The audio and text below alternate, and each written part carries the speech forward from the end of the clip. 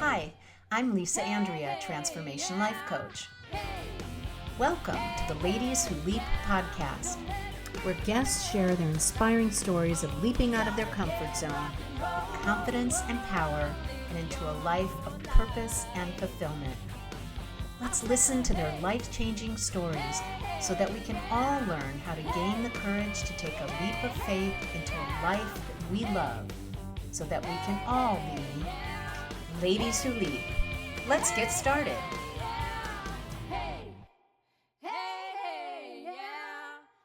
Welcome to the Ladies Who Leap podcast. I am Lisa Andria, Transformation Life Coach.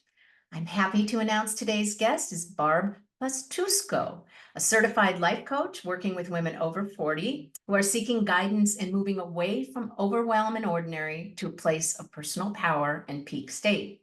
She works with her clients as a team to discover what stops them from achieving their goals, what stories they have been telling themselves over the years, and recognizing the self-sabotaging behaviors that have been keeping them stuck.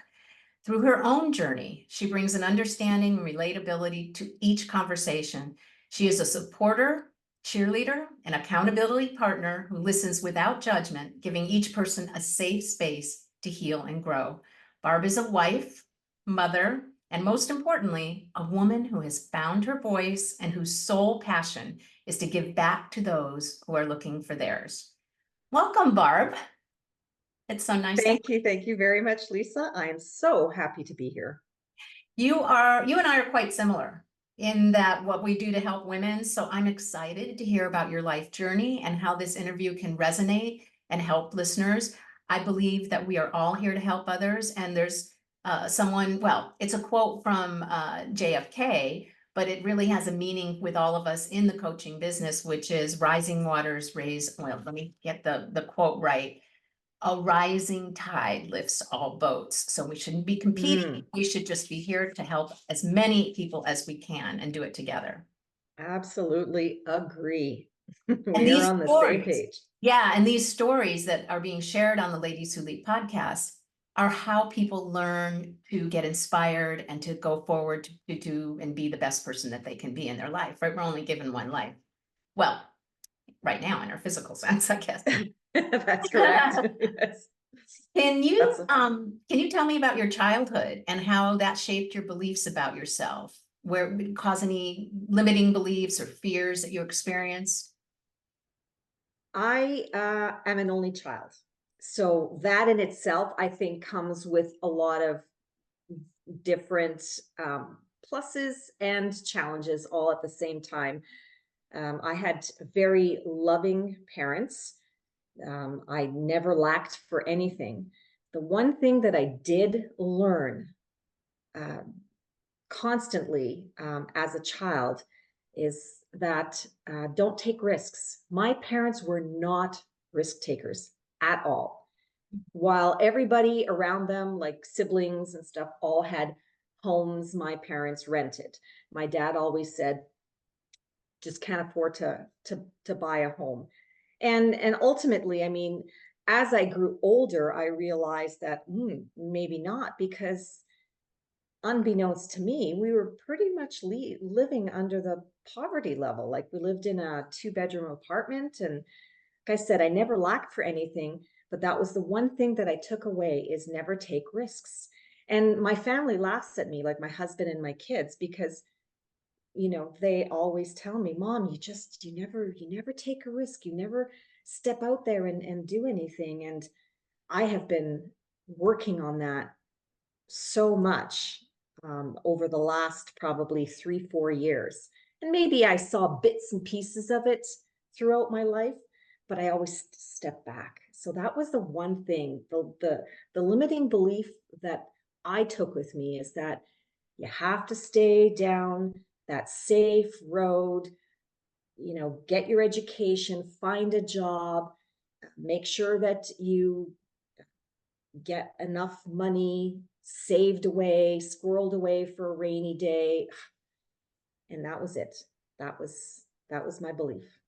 And I'll tell you, there's got to be a lot of people listening, because that is not uncommon. I was also not a risk taker, so I totally understand. And I know it comes back to, I mean, my parents did own a home, but they were not about taking risks. They were about working for a company, staying Yep. a long time. And that was kind of the norm. I mean, we're a little bit of the same age. So that was the norm back then, is to get your benefits. That's what you work for, your pension, right? That was a kind of very much old school at this point now in life. But back then that was really important, which kind of goes into your working life, right? You and I had the same, again, similar in the sense that we were riding Yes. a hamster wheel, right, with our corporate job for quite a while. And from what I understand, had the mindset, both of us, for pleasing others. We were that people pleaser, and serving them was a way to be successful, is what we thought.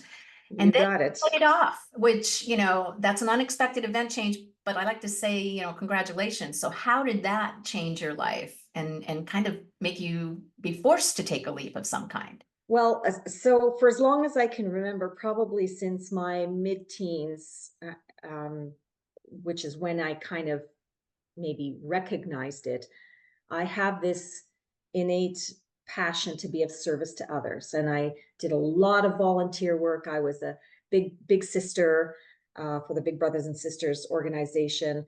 And I continued to volunteer throughout my life. And but having said that, I still maintain course in the corporate world because it was like, well, that's where the money was. So I just had to stay in the corporate world so that I can provide for my children, so that my husband and I can, not necessarily live paycheck to paycheck, although in retrospect, we ended up doing that in the end, living paycheck to paycheck. And every once in a while, I would slip into something that wasn't corporate, that was in the health and wellness industry, which was my passion as well, is something that I wanted to get into, but never did. It wasn't until um, the pandemic where I was laid off, as many people were.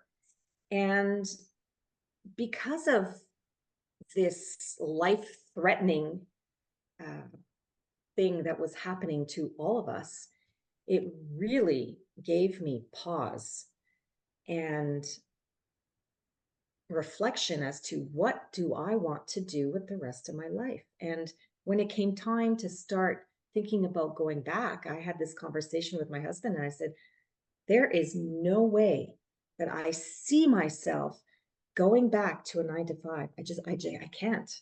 I cannot do it. And if I don't do something now, it's now or never.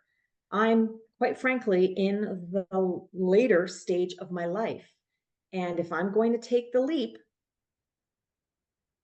of faith, the leap of whatever, I need to do it now. And so that's when I started my journey as a life and health coach. So I'm certified as both a life coach and a health coach as well. So that's where my journey began. So, and I understand, getting laid off, and this was something that you were really interested in, but a lot of people don't necessarily still have that courage to take that leap. Where did you get that courage? Were there people that supported you? Where did you get that? Where did that come from? And again, thinking about, you have a background a little bit on scarcity of money from childhood. That had to be something that you had to overcome too. Yes. So, I mean, as do most people, women out there, especially, I think you live with a lot of fears. You have fear of rejection, fear of failure, just fear of not being accepted or not enough, or in my case, those three phrases, I am enough, I'm capable, and I'm worthy. I didn't have those when I initially started out on my journey as a life coach. But when I made the decision, like it was a really scary thing for me to do because number one, I was giving up a source of income, not going back into the corporate world because while I'm learning and being certified, I didn't have a part-time job because we were still kind of in the throes of like the tail end of the pandemic. And my husband said, well, as long as I'm working, we're okay. Let's you just focus on the coaching. And so that's what I did. And I just knew that it was time for me to just step out of my comfort zone and take that risk, and now be called a risk taker, and not only be proud of myself, but then have my kids say, wow, mom, good on you. Yeah, you taught them so that they didn't have to go through life like most people and like you had to go through. So how Hmm. did you heal? I guess you went into the health and wellness, but also how did Hmm. you heal yourself? I mean, taking the leap, taking that step, was that Hmm. part of yourself kind of healing yourself and feeling that you were enough and that you were capable? It's all part of my growth, and it's still a part of my growth. I mean, I'm still learning to take more leaps. Do I have fears still? Yeah, I do. And every once in a while, that little gremlin on the shoulder, that little judgy person, um, comes out and just says, you know, I don't think you're capable of doing that. Like, why don't you just hold on there and just leave it alone? And that's when now I'm learning to just say, I hear you, but no thank you. I'm just going to go ahead and do it. What have I got to lose if I go ahead and do it? The worst thing that can happen is that I stumble, I fall, I fail. Okay, well then just get back up, uh, and start all over again.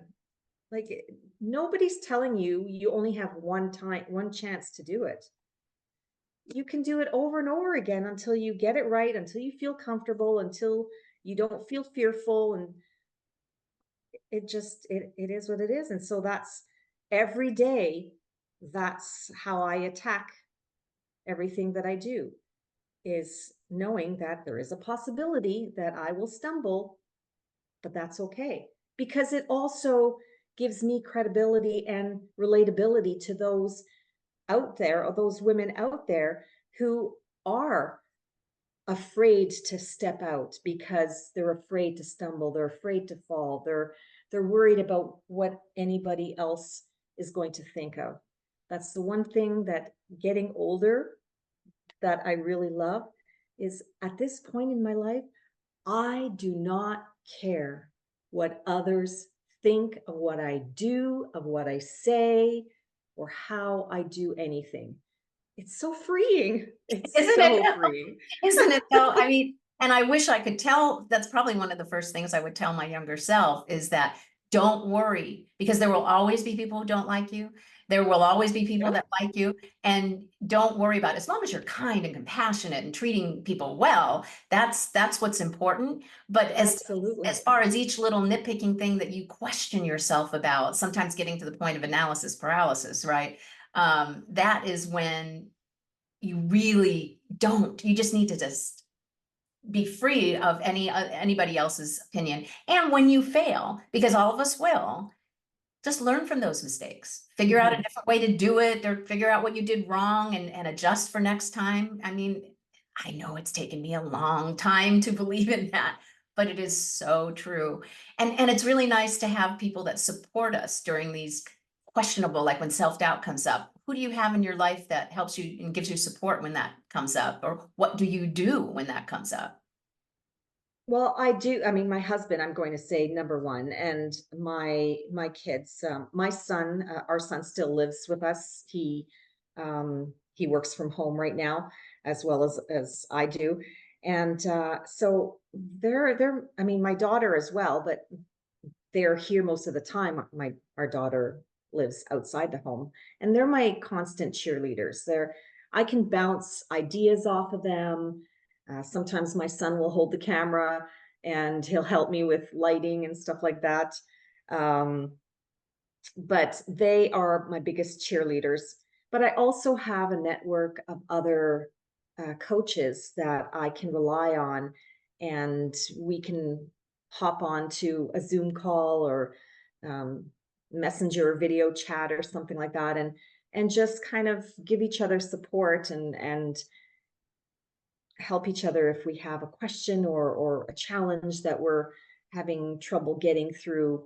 And we're there for each other. So that's the wonderful thing that I love about this whole coaching industry, is that you have other people who can really help you. It's a community, boy, isn't it though? Absolutely. And most of us coaches have coaches. So we understand the value of having a coach because most of us Exactly. actually have coaches, whether it be business, whether it be, on a personal level, whatever type of coach we need.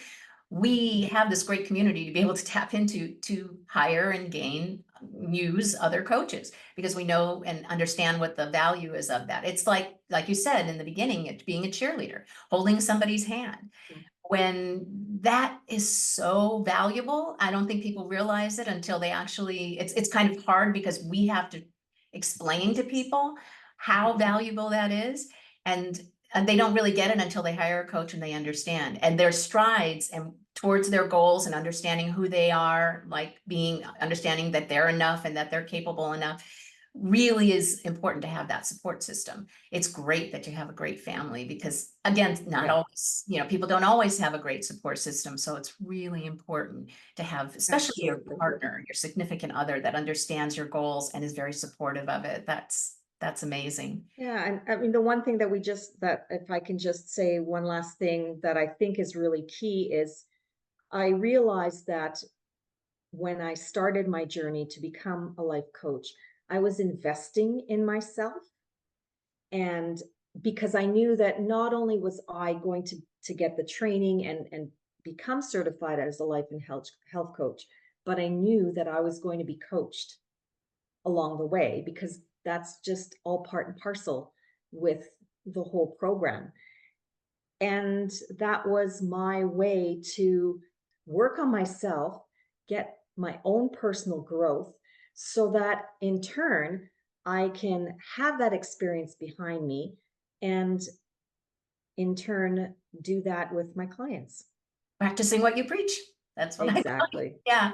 So Exactly. as far as your clients are concerned, do you have an example of your life coaching work with a client and how you change their lives? Is there anything, can you give us any example? That would be fantastic to hear. So one memorable example, and I mean, we're still working together, not as like consistently, but I check in on her. I had a client who the main outcome was that she wanted to change her environment. And in her mind, it was her physical environment. She had so much stuff in her house and she was tripping on things. And she wanted to make that, and she's a single mom, she wanted to make that environment a very zen space for her and her son to be able to come home and just go, oh, I don't have to worry about anything. But underneath it all, there was just a lot of things that had created this environment. And she came from a home that was a single mom as well. And her mom had a very difficult time dealing with the divorce and life afterwards. And so had accumulated stuff in her place. And so she, you always mimic what you know.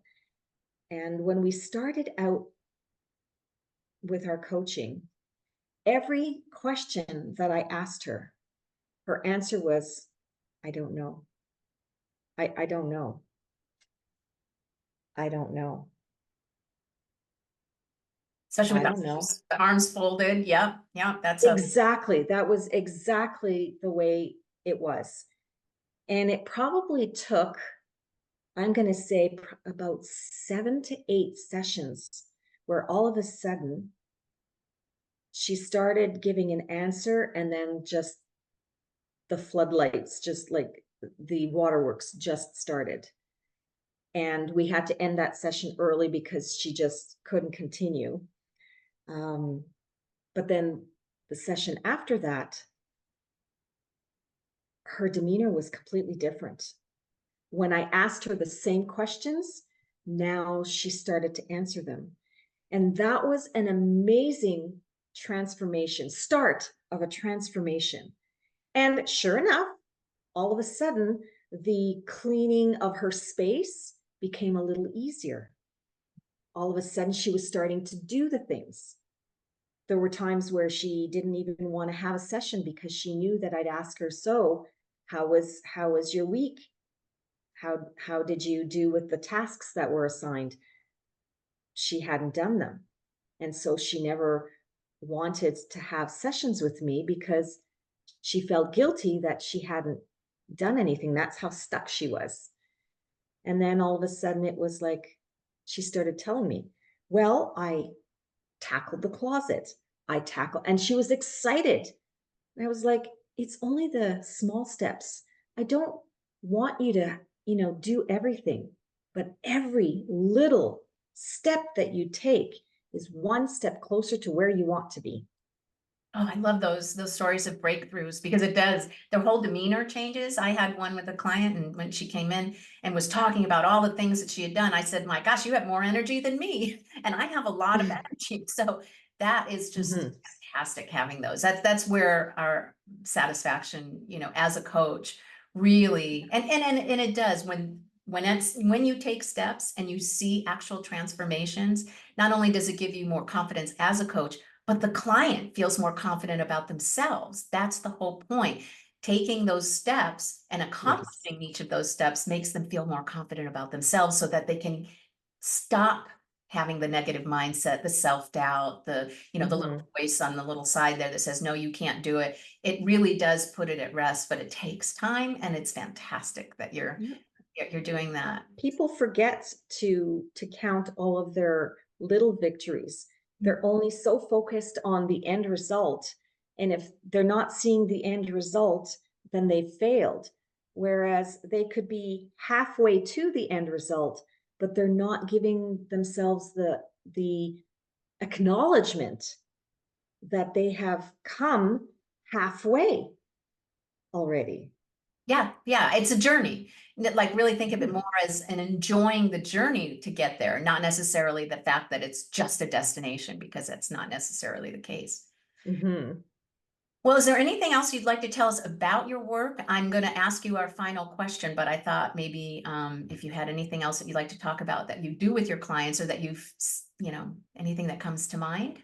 Well, my program is called Live Your Best Life.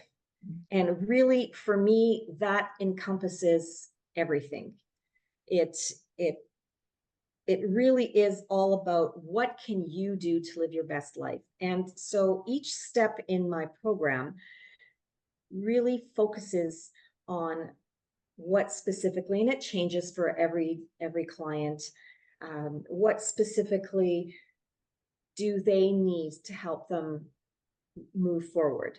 Whether it's setting up boundaries because you are a people pleaser, whether it's recognizing your saboteurs because you're self-sabotaging yourself, whether you're being too judgmental to yourself or too hard on yourself, or um, whether you're afraid to commit, you avoid things.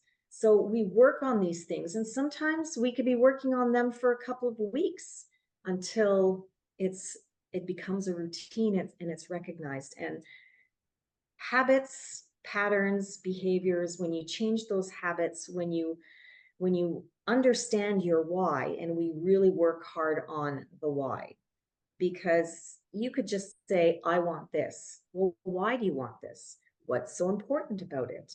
And really dig into that, because if you don't have a why, then you don't have a reason to change, and you won't change. It's as plain and simple as that. Yeah, that why leads to what you care about, because that would usually is where your purpose and your passion comes from. And what you care about is what you work on and what you do. And if you don't care about yourself, then that can be a lot of Exactly. blockages. You need to care about yourself as much as you care about either something that's a higher purpose for the world or other people, but you need to care about yourself Absolutely. And too. that's what I focus on, is showing women that just because they're focusing on themselves, that they're investing in themselves, in their self-care, with the boundaries, saying no, being honoring their time, it doesn't mean that they're selfish. and that they're going to be ignoring everybody else. But if they get these things in priority, then they'll have so much more energy to do things for others when they feel that they have enough to give to others. But you have to fill your cup first. And that is what I focus on with a lot of my women clients. It's Yeah, so important. I always remember Oprah when, or I don't know if it was just her, but when they say put, on the airplane, you put your mask on first and then you put, Absolutely. it's very, very true. You yourself have Yes, to be healthy to help others. Yeah. exactly. Yeah. Exactly. So lastly, I like to Mhm. ask for your favorite quote, mantra, or positive affirmation, because I do believe that someone will hear that and it will change how they think or change their life. It's something that they need to hear at this given moment. So what is yours to share? So I have three small ones, and they're small, but they're big in meaning. And that is, I am open and ready to receive. Good things are coming my way, and the universe always has my back. And Those are until I positive affirmations. Yeah. and until I really realize that these things, if I'm just open, I will see them. It will come to me. And that's just so key. And Yeah. it's true. It does. It does. It does. It is very, very true. I cannot stress everybody who's listening how much it is. It is your positive energy. It is the universe. And as you think of that, that is so be it. That will be what comes to you. It really is so true. Well, gosh, Barb, thank you so much for joining us today and sharing your wisdom and your stories. And I know that everybody that was listening in this Ladies Who Lead podcast audience is going to benefit from that. Thank you so much. Thank you Oh, so much for having me, Lisa. and how can people reach you? I almost forgot. Oh my goodness. I can be reached on Instagram. So I'm in on two different platforms. I'm on Instagram at Best of Barb Wellness, and I'm on Facebook at Barb Pastuszko. So my first and last name. I've kind of combined both personal and life coaching because I really think it goes hand in hand for me. I want others to see how I live my life, not just as a life coach, but how I live my life and as I teach people to live their lives. So Yeah. And I'll have both of those, your name obviously in the description. So if you're on any podcasts listening, in the description, we'll have both of the ways to reach you. And also, mhm. if this is on YouTube, I'll have it also information underneath in the video and in the description also on YouTube. So because your name Perfect. can be a little difficult to spell. So I'll make sure that everybody has it so that that they can reach you if they want to. Well, thank you so much for being on, and I hope everybody enjoyed the latest Ladies Who Lead podcast. Thank you. Thanks so much for listening or watching. Please subscribe to the Ladies Who Lead podcast to be notified of new episodes. And I would love to hear from you. Let me know what works, what doesn't, and if you have a story to tell, please reach out. Come join the LEAP community at the Ladies Who Leap Club Facebook group. Remember, leaping out of your comfort zone is where the growth happens.